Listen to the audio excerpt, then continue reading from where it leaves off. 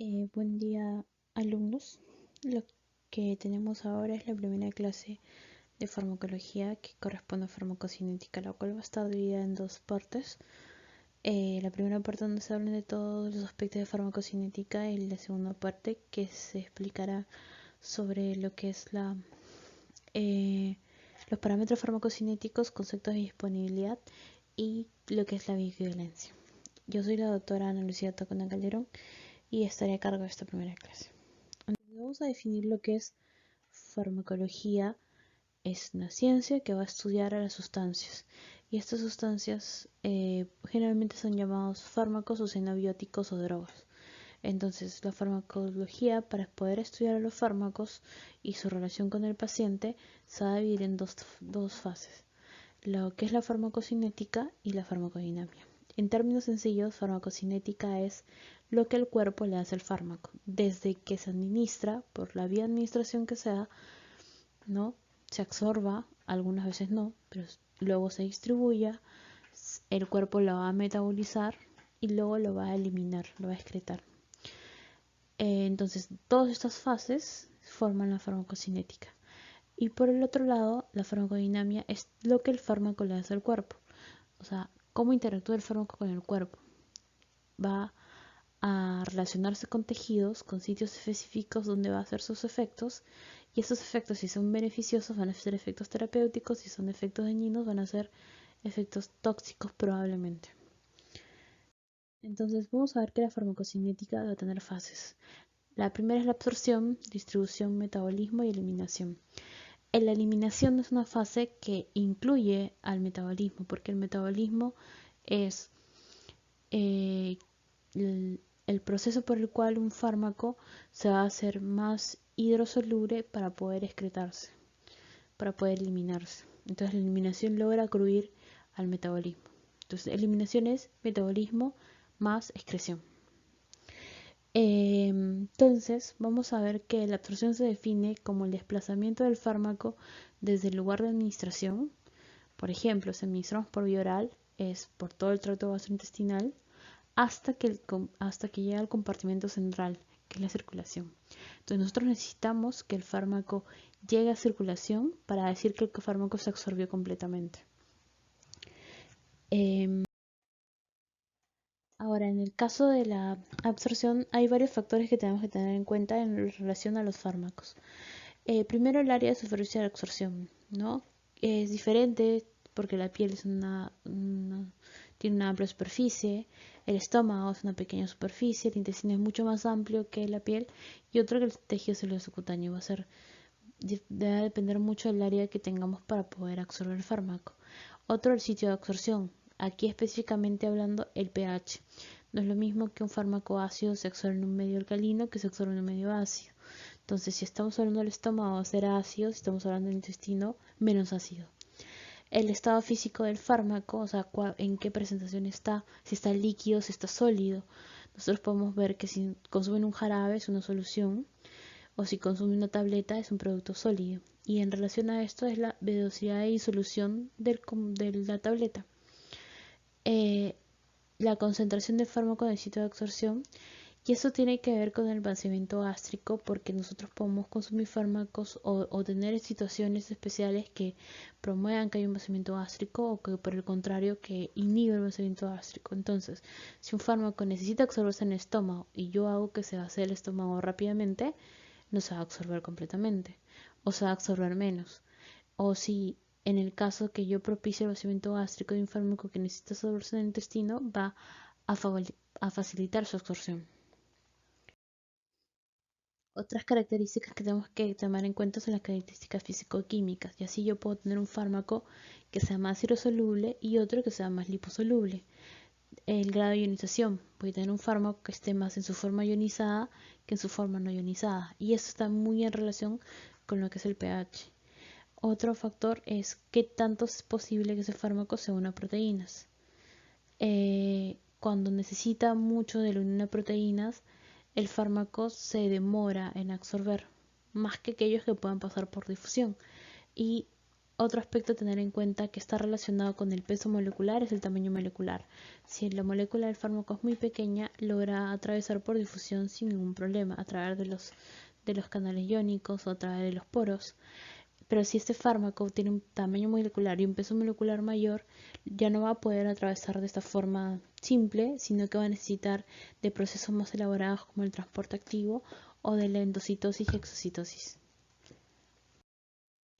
En relación a la ionización, hay dos conceptos que tenemos que recordar, que es el pKa y el pH. El pKa es del fármaco y el pH es del medio en el cual está ese fármaco. Entonces, el pKa de un fármaco es el valor del pH al cual la mitad del fármaco está presente en su forma ionizada y la otra mitad en su forma no ionizada. Cuando hablamos de la forma no ionizada, estamos hablando de la forma protonada del fármaco. ¿Qué quiere decir? La forma que gana protones. Y para poder ganar protones, gana hidrogeniones, o sea, H+. Esta forma es la forma que es eléctricamente neutra, porque no está protonada, no está ionizada, y es la forma más liposoluble del fármaco. Eso no quiere decir que solo los fármacos liposolubles pueden estar en forma ionizada, sino que hay una versión más hidro y otra versión más liposoluble de cada fármaco. Entonces, en el ejemplo que vamos a tener aquí, vamos a ver. Yo tengo un fármaco que es un ácido débil, en el cual su pKa es 4.4. Entonces, en este pH, la mitad del fármaco va a estar no ionizado y la otra mitad va a estar ionizado. Entonces, imaginemos que este fármaco se administra por vía oral y llega al estómago. Entonces, como el pH del estómago es 1.4, yo voy a tener mayor cantidad de hidrogeniones y por ende va a facilitar que este fármaco que está ionizado a este nivel gane protones y vaya hacia la forma no ionizada, como podemos ver acá. Como este anión ganó hidrogeniones, lo que ha hecho es que vaya según la flecha hacia la forma no ionizada. Como la forma está no ionizada, rápidamente atravesará la barrera lipídica de la mucosa. Sin embargo, cuando llega al plasma, cuando llega a la circulación, el pH no es el mismo. Este pH lo que va a querer es que le donen hidrogeniones. Y el fármaco va a comenzar a liberarse, va a volverse la forma ionizada y la forma no ionizada va a ir disminuyendo. ¿Por qué favorece esto la absorción? Hace que no haya un regreso del fármaco hacia la parte gástrica y por ende lo que se absorba no vuelva. Entonces, según esto, los fármacos ácidos van a formar aniones, iones negativos, y los fármacos básicos van a formar cationes, que son los iones positivos. Y como conclusión, los fármacos ácidos se van a ionizar formando aniones y los fármacos básicos se van a ionizar formando cationes.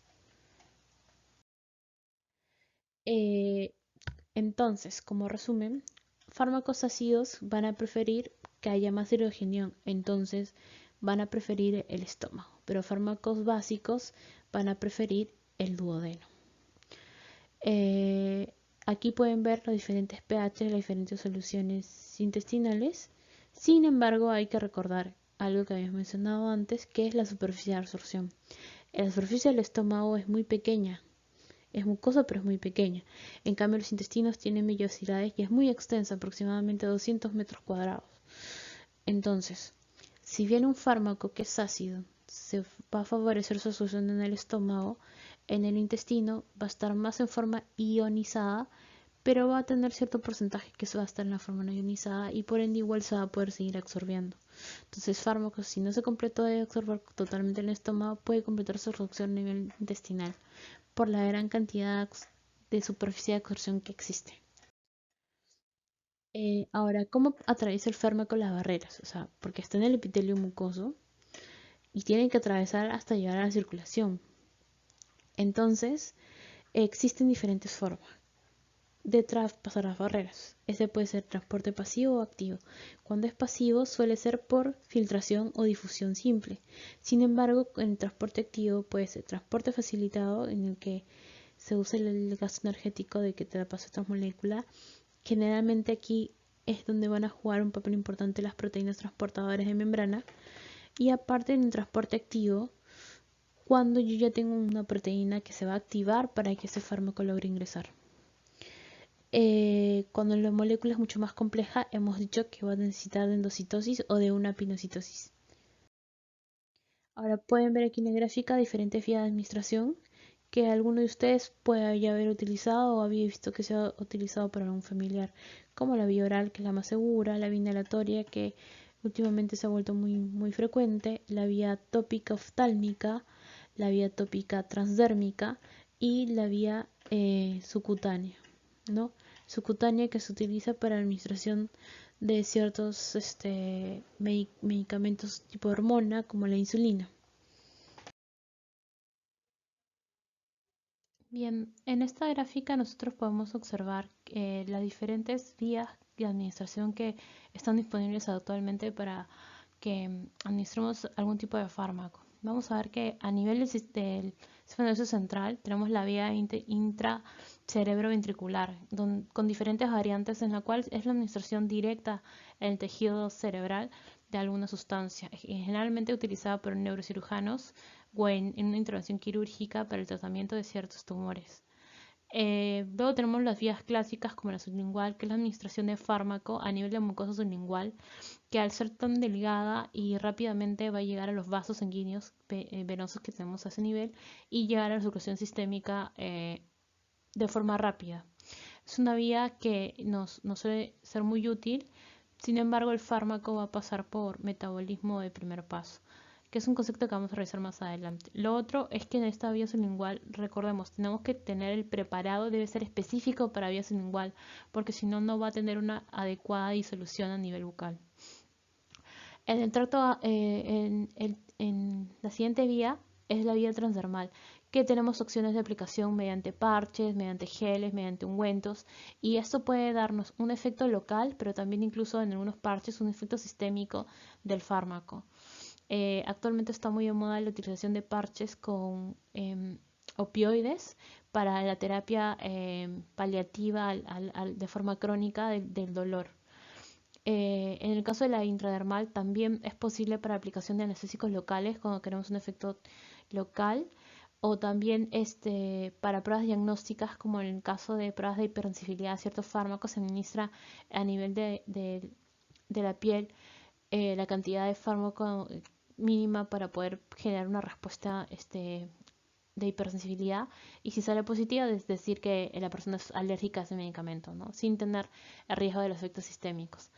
En el caso de la vía subcutánea es una vía que se suele utilizar para la aplicación de fármacos que suelen ser irritantes por otras vías o que son más oleosos o que queremos que haya una absorción lenta y con liberación prolongada, como por ejemplo en el caso de ciertas hormonas. En el caso de la intramuscular es una vía intermedia que no suele ser tan lenta como los demás, pero es menos rápida que la intravenosa. Vamos a ver que la intramuscular permite mayores volúmenes, suele permitir también líquidos oleosos o irritativos, por eso que generan dolor en la zona, pero aquí lo importante es que es dentro de las vías parenterales la más fácil de utilizar. Teniendo igual un tiempo de periodo de latencia considerablemente rápido, sin embargo puede afectar ciertas pruebas diagnósticas. En el caso de la vía intravenosa es la vía en la cual no tenemos absorción, ya que el fármaco va a ser administrado directamente al compartimento central, que son los vasos sanguíneos, y por ende también se dice que tiene una biodisponibilidad del 100%. En la vía intraperitoneal es una vía que se suele utilizar en animales de experimentación, en la cual se administra a nivel del peritoneo, de la zona abdominal, directamente al peritoneo del fármaco. El peritoneo es un tejido que es ricamente irrigado, por ende va a llegar así rápido como la parte sublingual, solo que al poder administrar nuestra zona de una forma más líquida y diluido el fármaco en una zona donde está más ricamente irrigado, o sea, mucho más vasos sanguíneos, es mucho más rápido que la vía sublingual. Entonces tenemos que la más rápida sería la intravenosa, la que le sigue la peritoneal, luego la intramuscular y de ahí podríamos decir que la siguiente rapidez es la sublingual.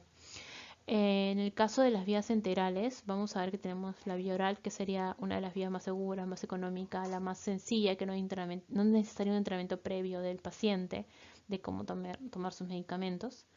Eh, Sin embargo, aquí el problema es que el fármaco se va a ver afectado en toda su absorción al medio gastrointestinal, ¿no? A la acidez, a la alcalinidad, a los alimentos y al tener que pasar a través de las membranas. Diferente que en el caso de la nasogástrica, que es la administración de fármaco a través de una sonda en la cual va a ir directamente al estómago, evitando si es que por algún motivo no es posible la absorción o la interacción con la boca o con el esófago por problemas de dilución, etcétera, va el fármaco directamente al estómago. En el caso de la intratecal, es una vía en la cual se va a administrar a nivel de la compartimento raquídeo, eh, por lo cual el fármaco ya no va a tener que atravesar la barra hematoencefálica para llegar al sistema nervioso central, sino que va a llegar directamente al sistema nervioso central a través del líquido cefalorraquídeo, eh, produciendo que si nosotros tenemos un fármaco que no es capaz de atravesar esta barra hematoencefálica, pueda tener sus efectos a nivel del sistema central, ¿no? A nivel del sistema nervioso central. Luego tenemos la vía intraósea, que es una vía que se suele utilizar en pediatría, ya que el hueso en los niños, cuanto más pequeños son, es más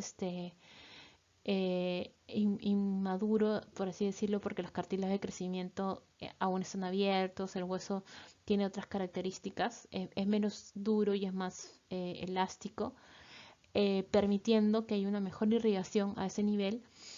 Se suele utilizar en pediatría cuando es difícil de canalizar una vía, por ejemplo, cuando el paciente está muy deshidratado, se puede utilizar para la rehidratación. En el caso de las vías especiales, como en el caso de la intrauterina y la vaginal, que son específicas de las mujeres, pues, recuerden que tenemos preparados especiales con forma de óvulos en los cuales se puede aplicar a nivel de la vía vaginal o en la forma de dispositivos intrauterinos como los anticonceptivos en el caso de la intrauterina. También por esta vía vamos a ver la vía rectal, que es una vía que se aplica al nivel de la mucosa rectal o en la zona rectal. Se suele utilizar sobre todo actualmente para efectos locales, ¿no? Como en el caso de los supositorios, pero también se utilizaba para efectos sistémicos en el caso de ciertos fármacos que por algún motivo no puedan ser administrados por una vía oral. Sin embargo, la absorción es errática en esta vía, es una vía que no es tan segura, tiene rangos de biodisponibilidad muy amplios, haciendo que se haya dejado de utilizar porque tenemos otras opciones actualmente de vías que van mejor para efectos sistémicos, ¿no? Y en el caso de la intracardíaca, finalmente, es una vía que se está utilizando actualmente para el paro cardiorrespiratorio, incluso intraoperatoriamente, en el cual es la administración directamente de fármacos al músculo cardíaco. Por ejemplo, en el paro, aplicación de adrenalina directa para propiciar de que el músculo genere la contractibilidad, ¿no? A partir del efecto adrenérgico y mejorar el estado del paro.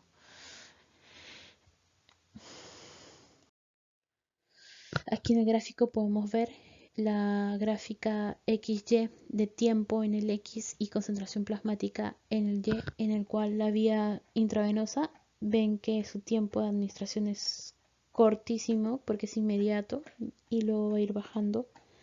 Esa es una vía muy rápida. Luego viene la intramuscular en rapidez, luego sigue la subcutánea y luego al final la vía oral.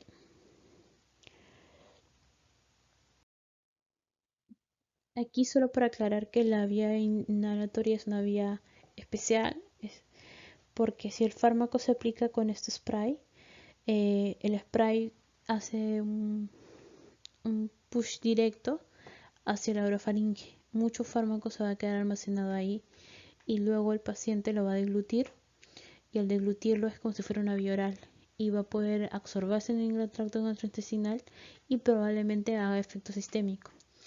El porcentaje que logre atravesar hacia la parte respiratoria va a llegar a hacer su efecto local en todo el árbol bronquial y en los pulmones y en el epitelio pulmonar alveolo capilar, se puede absorber y mediante el capilar llegar a la vía sistémica mediante los vasos pulmonares y hacer un efecto sistémico. Aparte que cuando el fármaco queda en la faringe puede ser efectos secundarios locales como disminución de la inmunidad cuando se usa glucocorticoides inhalados. Eh, Aquí tenemos un cuadro en el cual vamos a ver que la vía intravenosa, subcutánea, intramuscular y la vía oral, cada una de estas tiene particularidades. Por ejemplo, la vía intravenosa no tiene una absorción, porque el fármaco no se absorbe, sino que llega directamente a la vía sistémica. Es por eso es que es muy útil en urgencias. Sin embargo, la limitación es que las soluciones no pueden administrarse rápidamente por el riesgo de los efectos plenos del fármaco y tampoco porque los fármacos pueden irritar las venas, por eso se tiene que administrar con lentitud. Así tenemos pros y contras de cada una de estas vías, haciendo hincapié en que la administración por vía oral es la más conveniente y económica y por lo general es la más segura, porque a la absorción de hacerse más lenta en esta vía nos da tiempo a poder tener medidas de control como lavado gástrico o administración de carbón activado. También saber que las diferentes formulaciones pueden tener tabletas con cubierta entérica o preparar la inversión controlada. ¿Por qué es importante esto? Porque hemos dicho que el pH puede influir en el fármaco, en algunos casos lo puede inactivar. Entonces, si yo sé que el fármaco cuando yo lo administro y se expone al estómago se inactiva, yo lo que tengo que darlo es con una cubierta entérica para poder proteger ese fármaco y se pueda absorber a nivel del intestino.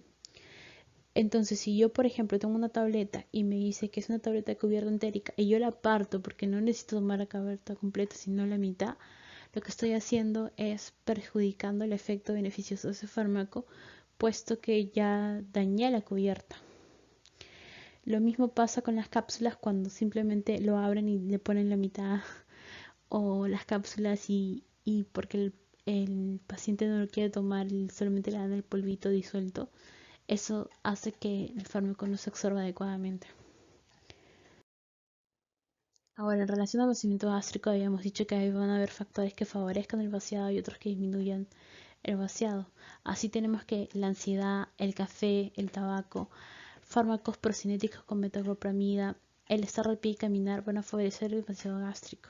Así es, por ejemplo, cuando consumen alimento en gran cantidad y se sienten llenos, les dicen tienen que caminar para que eh, se aumente la digestión. Eso es prácticamente porque favorece el vaciado gástrico.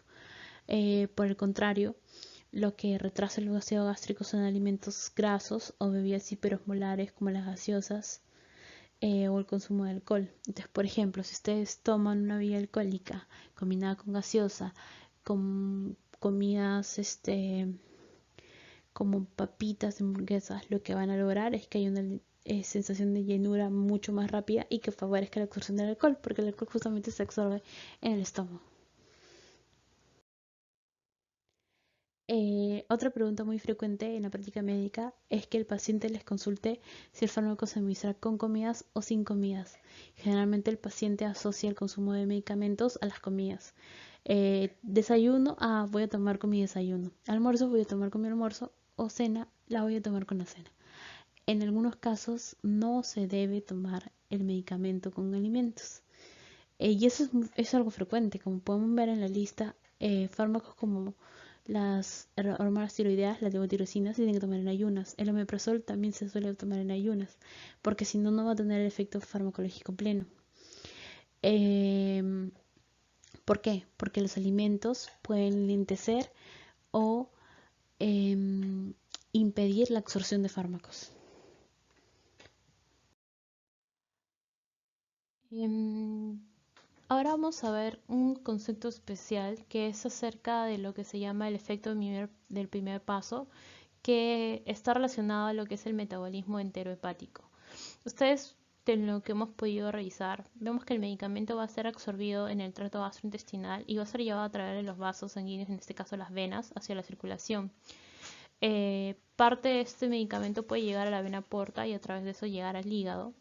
Y en el hígado, que es el principal órgano del metabolismo, vamos a ver que este fármaco, que todavía no ha logrado ser distribuido a todos los tejidos, va a ser metabolizado sin llegar a poder hacer su acción de interacción con su receptor, o sea, sus efectos, porque el fármaco que llegó directamente al hígado y se metabolizó. Entonces, el efecto del primer paso está definido como el metabolismo del fármaco por el hígado que llega a través de la vena porta antes de llegar a la circulación sistémica. Porque recuerden, necesitamos que llegue a la circulación sistémica para poder decir de que se ha completado la absorción. Y a partir de aquí se distribuye.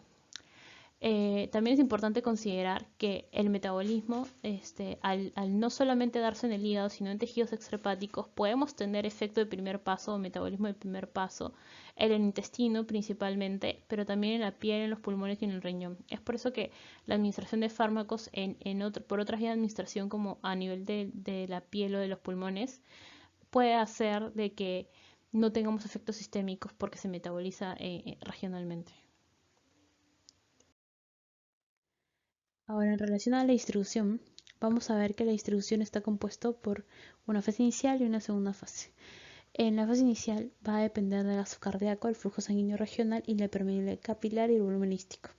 ¿Eso qué quiere decir? Que va a llegar más rápidamente a órganos que tengan buena irrigación y buena permeabilidad capilar, como el corazón, el hígado, los riñones y el encéfalo. Y mucho más lento a otros órganos como el músculo, las vísceras, la piel y el grasa. Esto también va a depender de ciertas acciones que puedan redistribuir el flujo. Por ejemplo, va a haber redistribución de flujo hacia los músculos si la persona se pone a hacer ejercicio. Entonces, cuando consume fármacos de preferencia, no debe hacer ejercicio inmediatamente después del consumo. En una segunda fase, ya va a depender del flujo sanguíneo local. ¿Eso qué quiere decir? Que puede llegar el fármaco porque ya va por la sangre del corazón, pero distribuirse más lentamente hacia todo el tejido del miocardio, dependiendo del flujo sanguíneo local. También depende de una fracción mayor de masa corporal.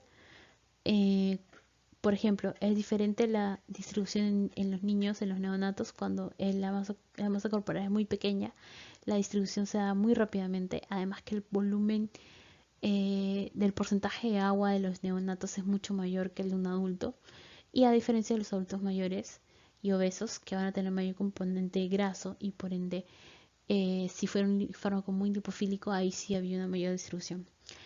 Entonces, en relación a las proteínas plasmáticas, vamos a ver que el fármaco se puede unir a estas proteínas que van a estar en el plasma y la más abundante es la albúmina y se pueden dar en dos tipos de enlaces, los reversibles y los irreversibles. En el caso de los enlaces irreversibles vamos a tener cuando se formen enlaces covalentes con el fármaco. Y esto generalmente se da con las sustancias tóxicas, como las sustancias alquilantes o los órganos fosforados, que son insecticidas que causan toxicidad. En el caso de las unidades reversibles, se da con las proteínas en mayor frecuencia. Estos enlaces pueden ser enlaces iónicos o enlaces de Van der Waals, que son los puentes de hidrógenos, o los enlaces dipolares como los enlaces disulfuro.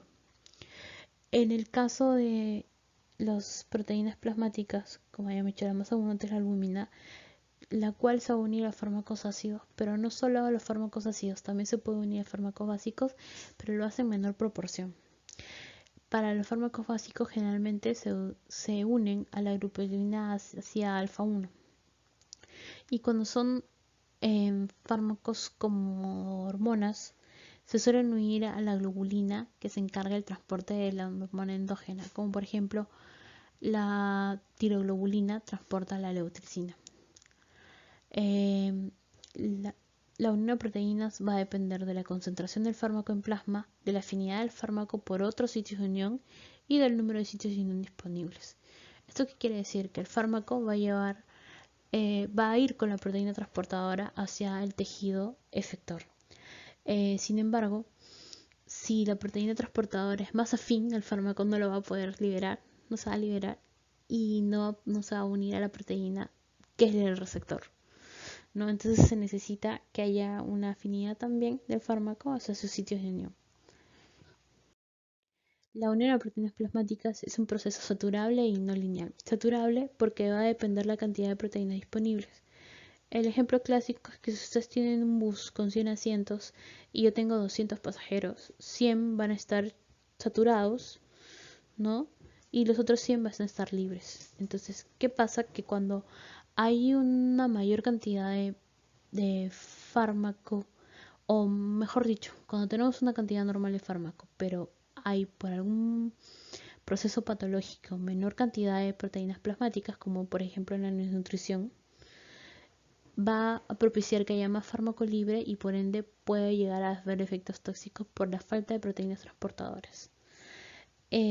También va a depender por eso mucho de la concentración del fármaco, cuánto fármaco hay, porque si el proceso se satura, va a haber mayor fármaco y aparte las mismas proteínas con el fármaco va a tener una constante disociación. O sea, cada cierto tiempo se va a ir liberando fármaco de las proteínas plasmáticas. Por eso es que el porcentaje de proteínas no es un porcentaje fijo, sino que suele ser un rango. Con respecto al paso a través de los capilares, nosotros hemos visto que los capilares suelen ser fenestrados y estos fenestros ayudan en el paso de los nutrientes, pero también de los fármacos. Entonces, a través de las arteriolas, luego que se forman capilares, va a llegar a los tejidos y a través de estos fenestros va a pasar el fármaco. Sin embargo, el sistema nervioso central tiene algo llamado barrera hematocefálica que se debe a que los capilares en esta zona no son fenestrados y por ende el paso no es tan sencillo porque ya hay una verdadera limitación. En relación a la fijación hística, vamos a ver que los fármacos se pueden fijar o almacenar en dos tejidos generalmente. El primero la grasa, que es un depósito. Fármacos como el tiopental, que son muy lipofílicos, suelen almacenarse. Entonces, ¿qué pasa? Que algunas veces pacientes que son muy obesos se administra anestesia como un tiopental y el fármaco se sigue almacenando sin tener efecto anestésico y entonces se sigue aumentando la concentración de fármaco y de repente a las horas hay un efecto reversible en el cual este fármaco se libera de la grasa y el paciente entra en una depresión respiratoria por exceso de barbitúrico. Entonces hay que tener mucho cuidado con estos pacientes cuando estamos dando fármacos muy liposolubles. En el caso del hueso también es una zona donde se suele almacenar fármaco y generalmente como antibióticos como tetraciclinas, pero lo más riesgoso es que se almacenen metales pesados como el plomo. Cuando hay intoxicación por plomo suele haber una anemia propia del plomo. ¿Y qué es lo que pasa? Que el almacenaje del plomo en los huesos puede durar años. Entonces un paciente que tuvo una intoxicación aguda por plomo a los 12 años podría tener una reagudización del cuadro a los 40, ¿no? Por la liberación de este agente. Los compartimentos farmacocinéticos. Se consideran tres compartimentos: el compartimento central, el compartimento periférico superficial y el compartimento periférico profundo. Y a partir de estos compartimentos es que se crean los llamados modelos compartimentales. El monocompartimental es cuando se distribuye el fármaco tan rápidamente que los tres compartimentos antes mencionados, el central como los superficiales, eh, se comportan como uno solo. El bicompartimental, cuando sí se hace la diferenciación entre el central y el periférico, y el tricompartimental es cuando ya es muy marcada la distribución en los tres compartimentos. Entonces vamos a tener como aquí en la gráfica que se administra un fármaco y se distribuye tan rápidamente que los tres compartimentos funcionan como uno. En el bicompartimental se administra un fármaco y hay una primera distribución hacia el central y una segunda hacia el periférico que funciona como uno solo, el periférico. Y un tricompartimental en el cual se administra primero a un central, se administra segundo a un periférico superficial y luego hacia un periférico profundo, que respeta los tres compartimentos.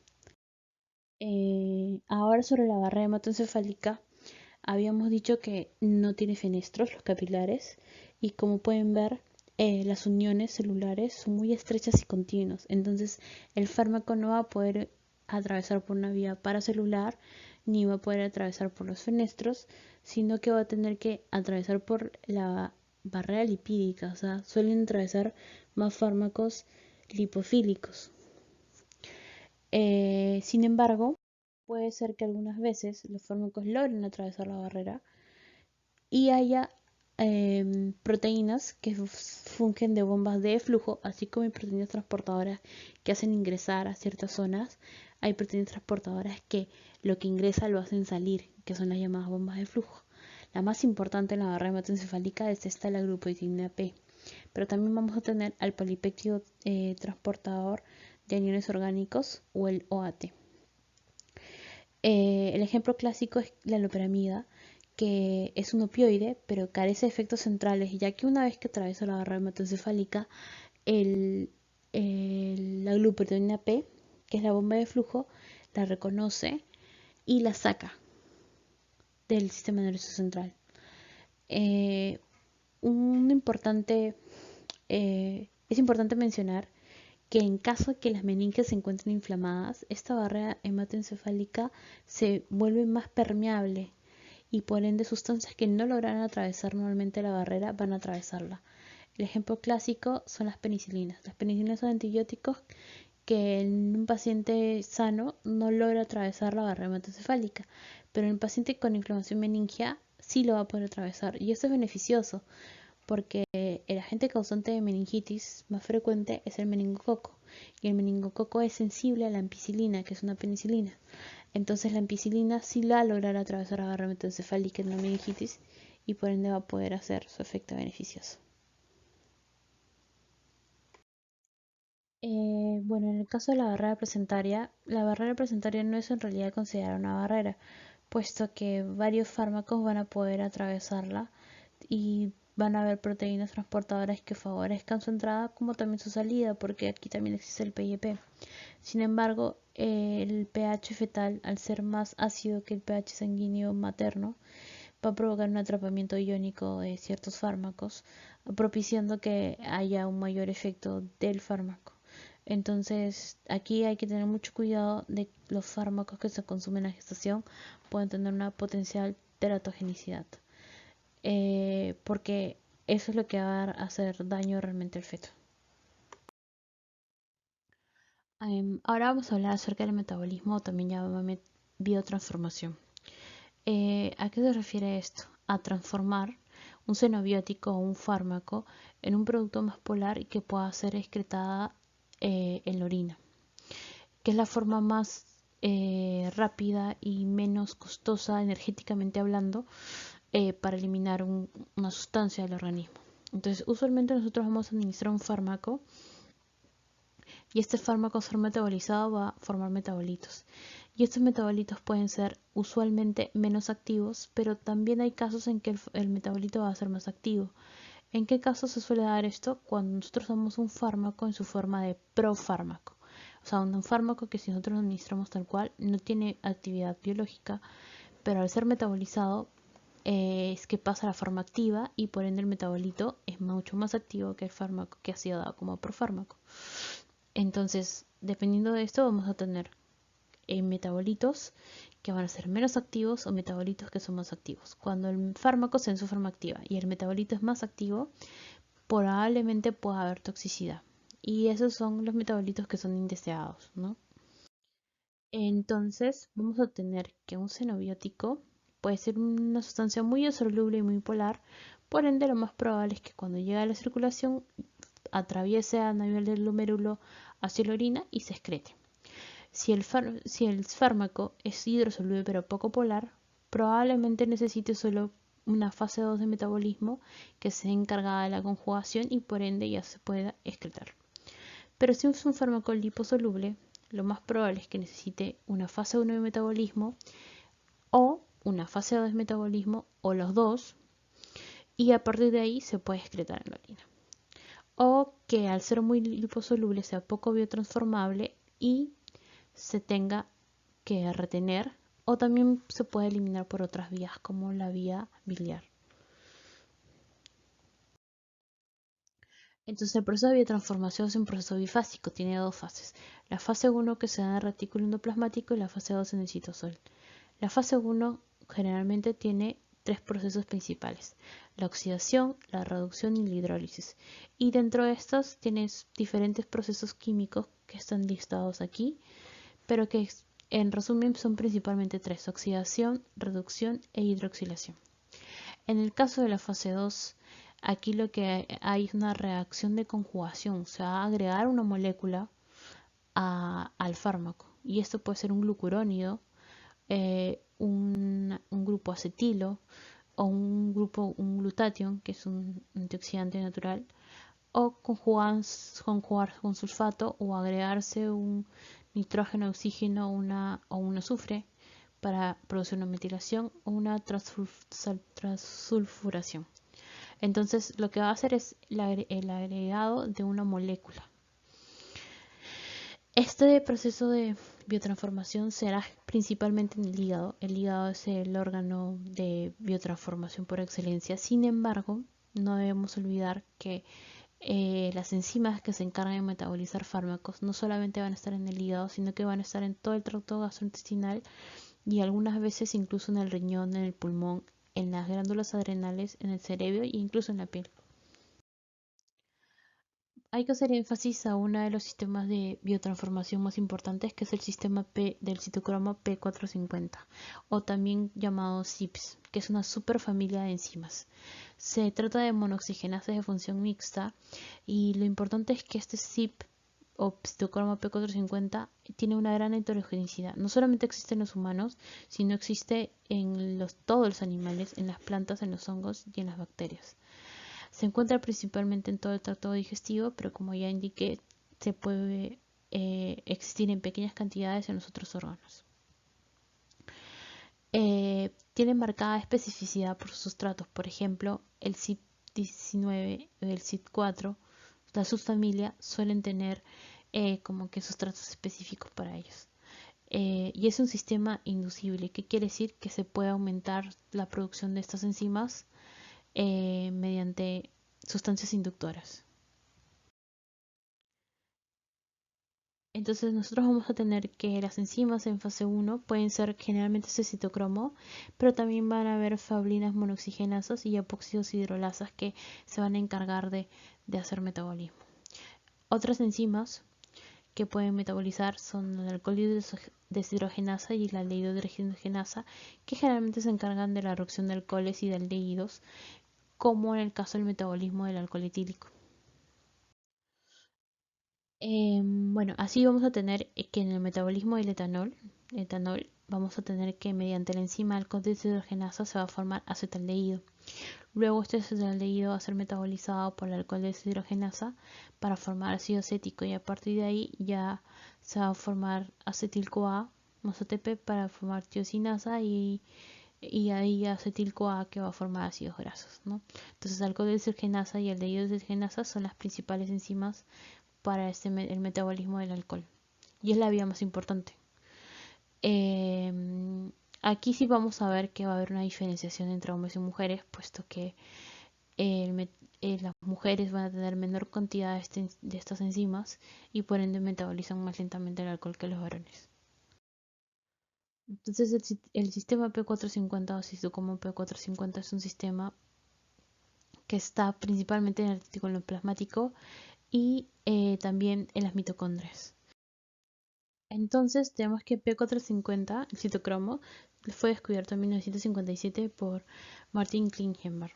Entonces, ¿qué es lo que pasó? Que él reconoció en hígado de rata, ¿no?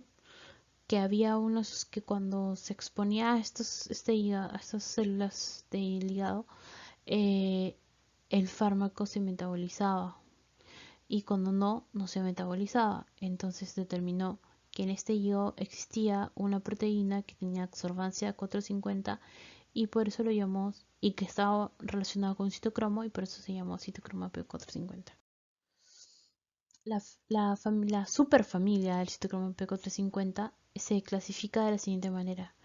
La familia se da por la identidad del 40% de los aminoácidos que componen a la proteína y suele estar determinada por el número que sigue a la palabra CIP. Entonces CIP2, el número, es el que determina la familia. Así tenemos la familia CIP2, la familia CIP1, la familia CIP3. En el caso de la subfamilia es la letra que le continúa al número. Entonces tenemos al CIP2A, la subfamilia CIP2A. Y enzima específica es el segundo número que aparece, que es el tercer componente, y ese ya es el nombre, no es como que el nombre y su apellido de toda la familia, la enzima específica. Sin embargo, ustedes pueden encontrar variantes genéticas que son expresadas como CIP, un asterisco y un número que significa el alelo en el cual se encuentra la variante genética. Entonces vamos a ver que entre las enzimas de fase 1, el CYP es la más abundante y existen 12 CYPs que se van a encontrar en los humanos para el metabolismo de fármacos, pero no solo de fármacos, sino de diferentes sustancias. Entonces vamos a ver que las más abundantes es el CYP 3A4. Pueden ver aquí en porcentaje que es el más abundante, el CYP 3A4. Y el que le sigue en frecuencia es el CYP 2D6. Pero igual tenemos importantes el 1A2, el 12-9, el 2-6 y el 2D6. Dentro de todo esto, resaltar que la subfamilia CYP3A es la subfamilia más importante y que metaboliza la mayor cantidad de fármacos, dentro de lo cual tenemos a la enzima específica del CYP3A4, que es la enzima que con mayor frecuencia metaboliza la mayor cantidad de fármacos. En el caso de las enzimas de fase 2, vamos a ver que tenemos a la glucuroniltransferasa, a la N-acetiltransferasa, a la sulfotransferasa y el glutatión S-transferasa. Entonces son enzimas de las cuales la más importante es la glucuroniltransferasa y le sigue en importancia la sulfotransferasa. Sin olvidar que la NAT, por ejemplo, la N-acetiltransferasa, es muy importante desde el punto de vista de los polimorfismos genéticos. Aquí, para un ejemplo de metabolismo de las benzodiazepinas, vamos a ver que tenemos diferentes benzodiazepinas y no todas ellas van a pasar en metabolismo de fase 1. Por ejemplo, aquí tenemos fluorozepam, que tiene metabolismo de fase 1, pero luego sus metabolitos van a ir a gluconidación, por ende van a tener metabolismo fase 2. Y luego tenemos, por ejemplo, el oxazepam, que esta directamente va a tener metabolismo de fase 2 hacia la gluconización. Entonces, nuevamente, no todos los fármacos van a tener en su biotransformación que pasar por fase 1 y fase 2. Algunos solo pasan por la fase 2, otros solo por la 1. ¿Qué factores influyen en el metabolismo de drogas? La inducción enzimática, la inhibición enzimática y el polimorfismo genético con mayor frecuencia, pero el estado fisiológico, el sexo, ser hombre o mujer, lo afecta, como vimos. El ser mujer hace que el CYP1A2 esté más activo, por ejemplo, que tiene que ver con la parte hormonal. Y la edad, no es lo mismo el metabolismo en los neonatos que en los niños, que en los adultos, que en los adultos mayores. Es diferente el proceso.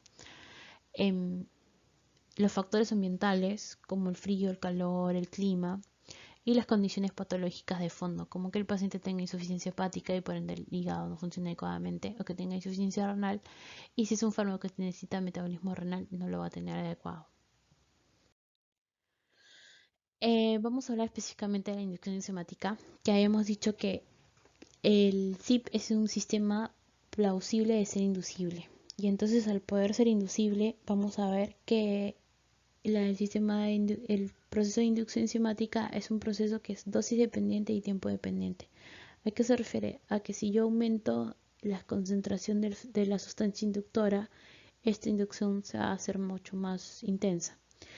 Y que es tiempo dependiente porque si yo detecto que hay una inducción enzimática, yo retiro el agente inductor y al retirarlo es reversible para la inducción. Entonces yo voy a tener que, para la inducción enzimática, van a darse en receptores nucleares porque es un proceso que promueve la transducción de, de proteínas, ¿no? A nivel del RNA. Entonces vamos a ver que hay ciertos fármacos que son inductores como el omeprazol, el fenobarbital, la rifampicina, que van a interaccionar con estos receptores nucleares y van a propiciar que haya una inducción enzimática en el. Entonces van a ver que en el proceso de inducción enzimática van a ver los ligandos, que en este caso en este ejemplo sería la atorvastatina, pero vamos a tener los receptores nucleares que van a ser activados por fármacos como por ejemplo podría ser el omeprazol y van a actuar sobre el XRX, que es el receptor X de retinoide, o en el PXR, que es el receptor X de pregnalo, que no son más que otra cosa que receptores nucleares, que lo que van a hacer es activar factores de transcripción para que haya mayor producción de, enzim- de enzimas, que en este caso es CYP3A4, para que aumente el metabolismo de ese ligando. Entonces, ¿qué consecuencias vamos a tener de la inducción enzimática? Va a depender mucho de qué metabolito se forme. Entonces, si tenemos un fármaco que es un principio activo y se metaboliza y este metabolito que se forma es menos activo, lo que vamos a tener es una reducción de efecto terapéutico. ¿Por qué? Porque estamos acelerando el proceso en el cual este principio activo se transforma en este metabolito menos activo. Entonces vamos a disminuir el tiempo en el cual el principio activo va a ejercer su efecto terapéutico en el tejido porque estamos acelerando su transformación a este metabolito menos activo. Un segundo escenario en que el metabolito sea biológicamente activo y entonces lo que va a hacer es incrementar el tiempo o la intensidad del efecto esperado, que si fuese un efecto benéfico sería bueno, pero si es un efecto tóxico, aquí sí vamos a tener problemas. Y ese es el tercer escenario, que este metabolito sea un metabolito tóxico, aumentando los efectos tóxicos y por ende vamos a tener problemas en el paciente. Además, las consecuencias de la inducción enzimática es que pueden haber interacciones medicamentosas entre fármacos, entre dos fármacos que se ven juntos, un inductor para un efecto y un fármaco X para otro efecto, y al ser este fármaco no solamente tener los efectos beneficiosos, sino que a veces un fármaco inductor esté causando alteraciones en el efecto beneficioso del segundo fármaco que queremos lograr esos efectos, ¿no? Y a la vez se puede generar eh, resistencia o tolerancia al fármaco por el exceso del tiempo o intensidad del efecto esperado. ¿Qué fármacos son inductores? Los vimos antes en el cuadro, pero para hacer énfasis en rifampicina, que es un fármaco em, antituberculoso. Entonces, pacientes que toman tratamiento antituberculoso tienen que tener cuidado con los otros fármacos que pueden estar tomando porque pueden ser susceptibles de ser inducidos. Los antiepilépticos como la fenitoína, carbamazepina, incluso los anticonceptivos orales también son inductores enzimáticos. Entonces, cuando las mujeres consumen estos anticonceptivos orales, también tienen que tener cuidado con los otros fármacos que puedan consumir porque puede ser que se inactiven. Eh, Inhibición enzimática del CYP. La inhibición enzimática es como lo dice, se inhibe el proceso de biotransformación. ¿Debido a qué? A que nosotros vamos a tener una droga que normalmente administramos. Ya esta droga va a ser metabolizada por el CYP, voy a tener los metabolitos de la droga y luego esta droga va a ser eliminada. Hasta ahí no habría problema. Pero cuando se da una droga con una segunda droga que va a ser la droga inhibidora, ya el CYP va a tener mayor afinidad a esta droga que es la inhibitoria y por ende la va a aprisionar, haciendo que la droga 1 no tenga quien la pueda metabolizar y como el paciente va a seguir tomando sus dosis de la droga 1, lo que va a hacer es que la droga 1 llegue a concentraciones tóxicas y por ende cause daño. Entonces con la inhibición enzimática, a diferencia de la inducción, tenemos que tener mucho cuidado. Entonces, ¿qué es lo que vamos a lograr? Que cuando se administra la droga sola, llega a una concentración, luego baja según el tiempo posterior a la administración, pero cuando se da la droga con un inhibidor, el fármaco no logra bajar con la rapidez que debería porque está siendo inhibida. Bueno, en este gráfico, solo para que vean la gran diversidad de interacciones que pueden darse entre los fármacos, es que aquí tenemos un ejemplo de sustancias que inhiben y que inducen al CYP1A2. Por ejemplo, el CYP1A2 tiene sus sustratos, que uno de ellos es la cafeína. Entonces nosotros vamos a consumir cafeína, pero si al mismo tiempo con la cafeína estamos tomando propanolol, un fármaco para el corazón, este es inhibidor del CYP. Entonces va a inhibir este CYP y la cafeína no va a poder ser metabolizada. Entonces, ¿qué va a pasar? Que vamos a tener efectos más plenos de la cafeína en sí, por haber consumido ese café, y a la vez un propanolol. Y si al mismo tiempo, por ejemplo, yo tomé previo a la cafeína un omeprazol, es un inductor del 1 a 2, entonces voy a hacer que haya mayor cantidad de CYP. Entonces ahí lo que voy a hacer es que la cafeína se metabolice más rápidamente y por ende ya no tenga los efectos beneficiosos de la cafeína en mi organismo. Y quiero tomar más café porque no siento los efectos, ¿no? Entonces, que en realidad no es necesario que todos se aprendan todos los fármacos inductores o inhibidores de cada CYP, ¿no?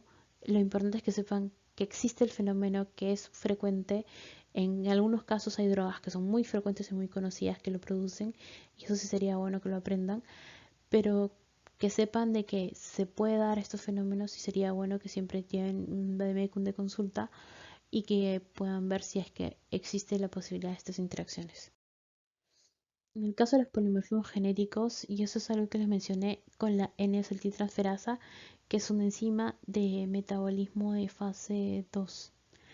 Entonces vamos a ver que se va a producir una N-acetilación.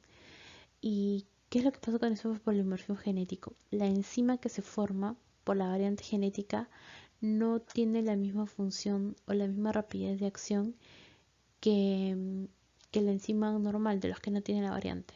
Entonces este polimorfismo o te puede hacer que metabolices más rápido, porque es mucho más rápida esa enzima, o que metabolices más lento. Y a partir de aquí es muy conocido los casos con la isoniazida. Se hicieron estudios en los cuales a varios pacientes con TB se les dio isoniazida y se vio que después de cierto tiempo cada paciente tenía diferente concentración plasmática cuando deberían tener la misma, y ahí se determinó de que se debía a que había algunos que eran acetiladores rápidos y acetiladores lentos. Entonces, si eres un acetilador rápido y yo te doy el isoniazida, lo que va a hacer es que metabolices tan rápido la isoniazida que la isoniazida no le dé tiempo de hacer su efecto beneficioso antituberculoso y el tratamiento TB falla. Pero si te doy isoniazida y es un acetilador lento, lo que va a hacer es que tú llegues a concentraciones mucho mayores de isoniazida en el cuerpo y llegues a los efectos tóxicos del uso de los antituberculosos. Entonces a veces se dan estos factores, toxicidad o falla de tratamiento, no porque el paciente tome mal medicamento, sino porque al ser acetiladores rápidos o lentos, esto influye en su tratamiento. Ya. Por último, tenemos la fase de la excreción. Ya habíamos dicho que la eliminación como tal comprende a la biotransformación y a la excreción. Y la forma más fácil de excretar sustancias es mediante la orina.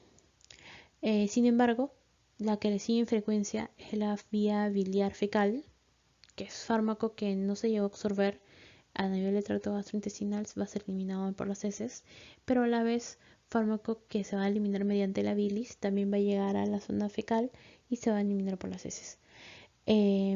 Adicionalmente a esta vía tenemos la vía respiratoria, que se suele eliminar aire expirado, ¿no? Y en un menor porcentaje se va a eliminar fármaco en la saliva, en la leche materna y en el sudor. En la saliva no es tan importante, las concentraciones son en verdad muy pequeñas, por eso se dice que es una de las vías oscuras de metabolismo, de excreción, perdón. Y en cambio la leche materna sí es muy importante, sobre todo porque, si este fármaco va a tener efecto en el lactante, no se debería dar de lactar mientras se consume ese fármaco. Entonces, la vía de las heces o la vía biliar o biliar fecal, hacia las heces va a ir fármaco no absorbido. Metabolismos van a ser excretados a la bilis, sobre todo fármacos que son muy liposolubles y que no se han podido metabolizar adecuadamente. O sea, el cuerpo no lo puede metabolizar. Y una característica es que las concentraciones en bilis pueden llegar a ser de entre 20 a 500 veces más la concentración del plasma. Entonces es un proceso que requiere gasto energético y es contra la gradiente de concentración.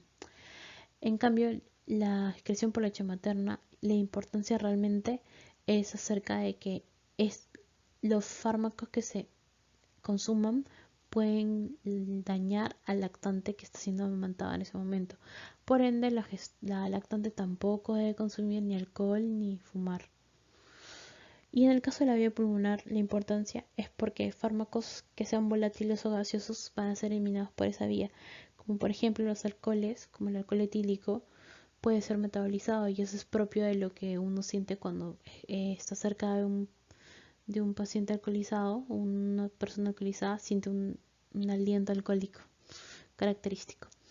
Y también esto tiene relación con los anestésicos inhalados, porque a partir de esto es que los anestésicos que ingresan por la vía respiratoria también se pueden eliminar por esta vía.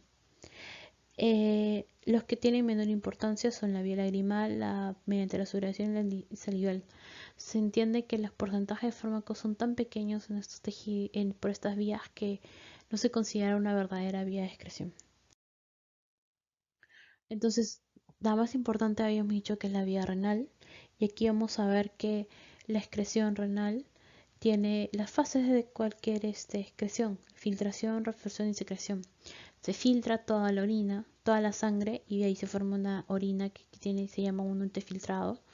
A partir de ahí, de todo lo que se filtra, buen porcentaje de fármaco se va a reabsorber junto con los otros nutrientes, y en alguna parte del túbulo parte del fármaco se va a secretar. Aquel fármaco que no pudo filtrarse mediante proteínas transportadoras se van a secretar. Entonces, el proceso de filtración glomerular va a depender de cuánto fármaco libre haya y cuánto fármaco no unido a proteínas, porque el fármaco que está unido a proteínas no se va a poder filtrar, solo se va a poder filtrar el fármaco libre. Necesita liberarse la proteína para que pueda filtrarse ese fármaco. En el caso de la secreción tubular es un proceso activo porque es mediante transportadores a nivel de la membrana de la nefrona. Y en el caso de la reabsorción tubular, si es un proceso pasivo, y va a depender de que si en la orina, que es más ácida, eh, el fármaco va a estar en su forma no ionizada o en su forma ionizada. Por eso es que el pH urinario cobra mucha importancia a ese nivel. Aquí pueden ver cómo los mismos transportadores de membrana que se encuentran a nivel del tracto gastrointestinal y de las barreras de membranas, el OAT y el OCT, también existen a este nivel y se encargan del transporte de estos fármacos como cationes o aniones para la secreción tubular. En el caso de la excreción renal, la parte de la filtración glomerular, es importante que sepamos que está directamente relacionada con cuánto fármaco libre de la droga hay, porque si no está libre no se va a poder filtrar. Segundo, por ende, esto está relacionado a qué tanto porcentaje de fármaco está unido a proteínas.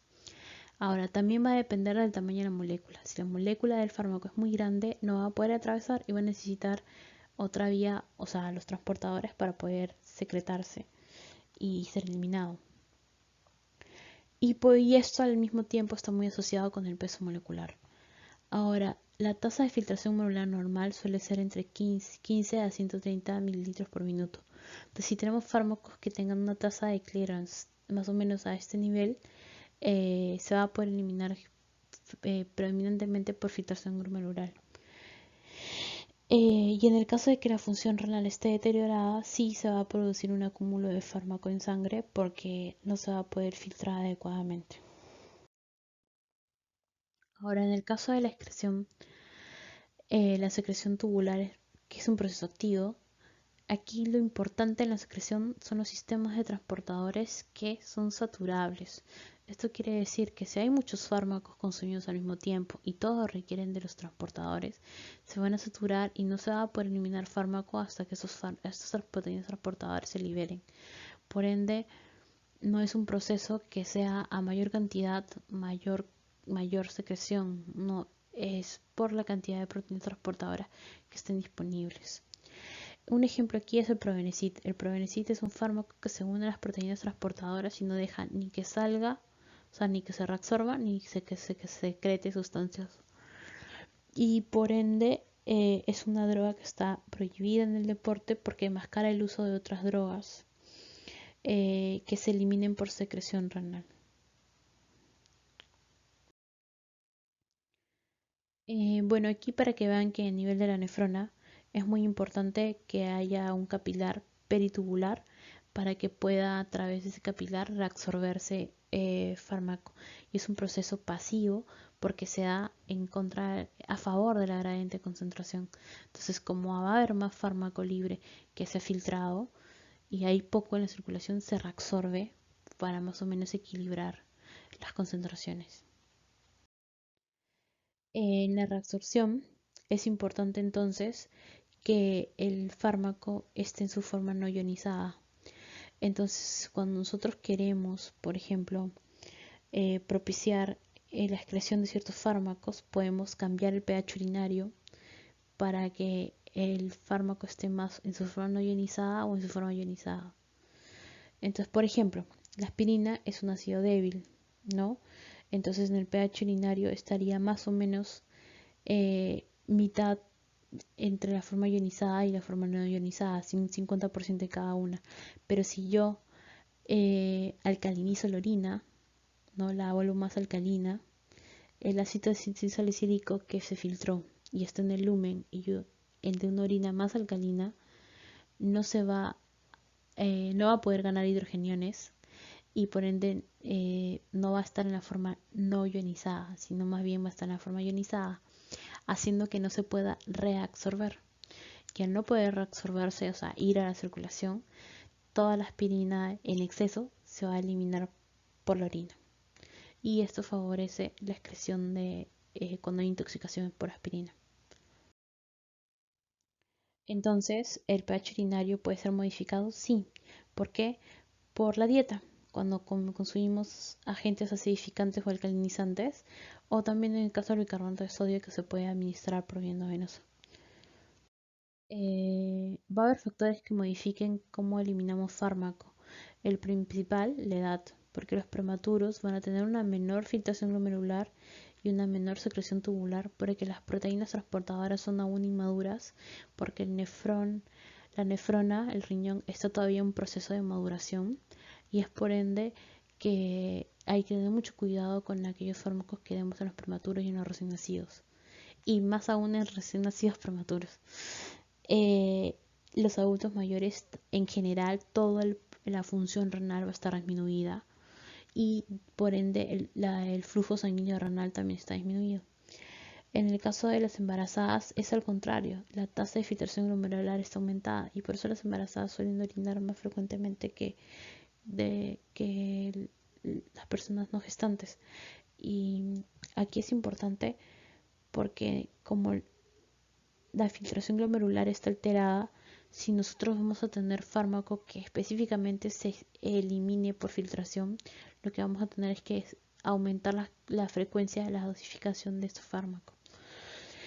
Y en las patologías, sobre todo que tengan que ver con la enfermedad renal o hepática. Aquí no solo porque en sí el riñón es el que va a hacer la eliminación, sino porque cuando hay afección hepática, la albúmina que mantiene la presión oncótica a nivel de los líquidos y de la nefrona va a estar disminuida y también va a afectar a las proteínas transportadoras. Ahora, en lo que es farmacocinética se puede hablar de una cinética de orden cero o una cinética de primer orden. ¿Qué quiere decir esto? La cinética de orden cero quiere decir que la eliminación del fármaco va a ser constante, que no va a depender del tiempo, sino va a depender de los insumos. Y como la producción de estos insumos es constante en el tiempo, la eliminación siempre va a ser constante. El ejemplo típico es el alcohol. Nosotros podemos metabolizar cierta cantidad de alcohol constante en el tiempo. Entonces, ¿qué pasa? Si nosotros tenemos un consumo muy exagerado, agudo de alcohol, o sea, 3 botellas de cerveza en menos de 5 minutos, vamos a llegar a concentraciones plasmáticas muy altas. Pero si esas 3 botellas yo no las consumo en 3 minutos, y no las consumo en 3 horas, me da tiempo a que se vaya consumiendo, se vaya metabolizando y haya una concentración plasmática más estable en la sangre, haciendo que no lleguemos a concentraciones de toxicidad alcohólica. En cambio, la cinética de primer orden, y es la forma en que se eliminan o se metabolizan la mayor cantidad de fármacos, es que a mayor concentración de fármaco, más rápidamente es metabolizado y eliminado. O sea, es proporcional a la concentración. eh, y como les mencioné, es la que con mayor frecuencia siguen los medicamentos. Bueno, y aquí pueden ver pues en la gráfica, ¿no? Tenemos la cinética de orden cero, que es constante en el tiempo, y la cinética de orden uno, que conforme hay mayor concentración, la pendiente baja más rápidamente y cuando hay menor concentración ya se va aligerando esa pendiente porque se metaboliza más lentamente. Y con eso acabamos la primera parte de la clase de farmacocinética.